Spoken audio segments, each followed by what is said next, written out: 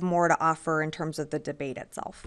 And then one question on the pier. 6 weeks ago today, the pier Yeah. began operating, if my math is right, and it's been down for roughly 2.5 weeks. Has the pier lived up to its expectations?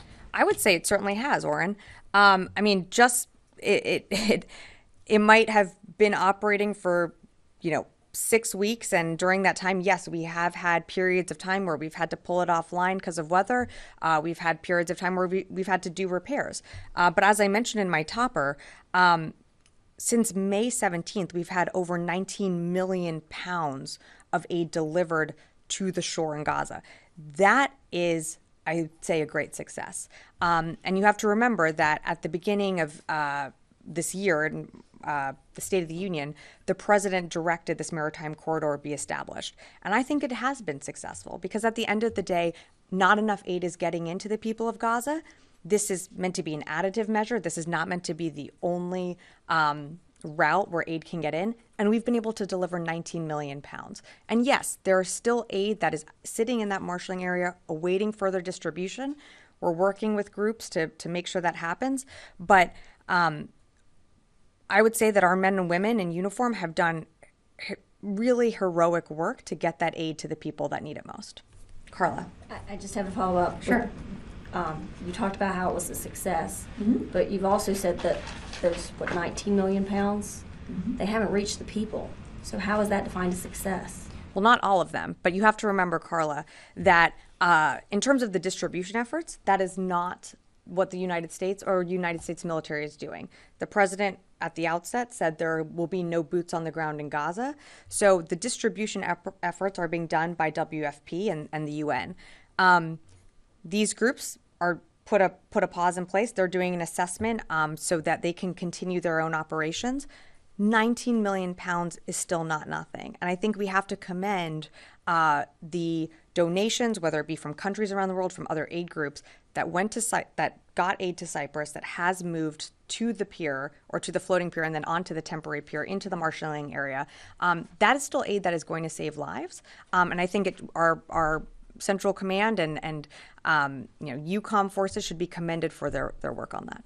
And the ships that are in the Mediterranean, what would you define as their purpose? Are they capable of evacuating people should war break out in between Israel's north and Hezbollah? Yeah, so I've seen a lot of reporting on evacuation efforts that could happen. I think it's important to remember that a capability like the ARGMU can provide and do many other things. One being a military-assisted departure, but that is not their only capability.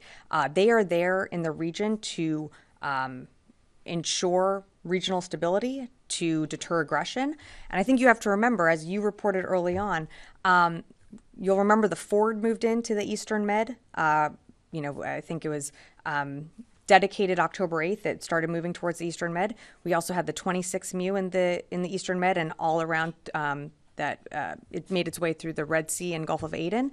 And we didn't have to do a military-assisted departure during that time. So these are capabilities. These are deployments that are pre-scheduled, and they are there in case there is something that is needed for them. But right now they are there to ensure stability and deter.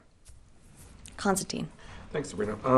So you just said today, and I think folks from the podium have said repeatedly, that the Gaza pier was meant to always be additive. That it's and that the land routes are supposed to be the most efficient way to get aid in. But you're saying that the pier has, I guess, inadvertently become the second most productive entry point for aid. I mean, does the Pentagon have any thoughts on how that came to be? That this additive measure has become one of the most effective ways to get aid into the region? I think it shows the capability of our military and being able to be incredibly efficient, and also the interagency being able to work to solicit donations to get into Cyprus and then move that through the temporary pier.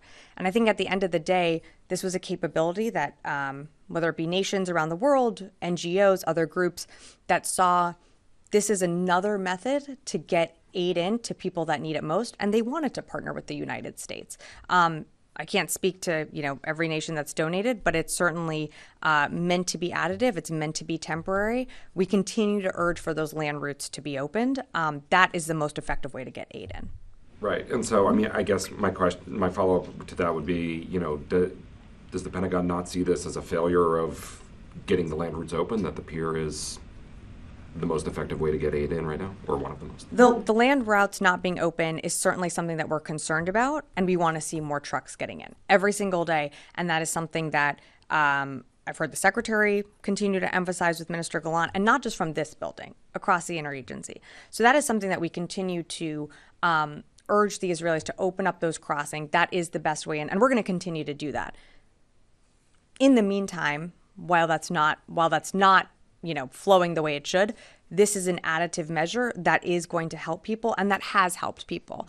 Moving 19 million pounds of aid, I think, is not nothing. I think that our forces that are doing that hard work out there, they're putting their sweat and tears into this every single day, and that is aid that's going to get to the people that need it most eventually.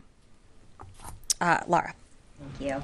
How much aid has actually gotten into Gaza, to the people of Gaza? To Gaza? That would be something that I would let USAID and World Food Program speak to, because once it goes off from the marshalling area, it goes into different distribution centers. So from there, that's really more for WFP and the UN to speak to, and USAID. And can you tell me, is the military preparing for an evacuation of American citizens or U.S. personnel from Lebanon? No.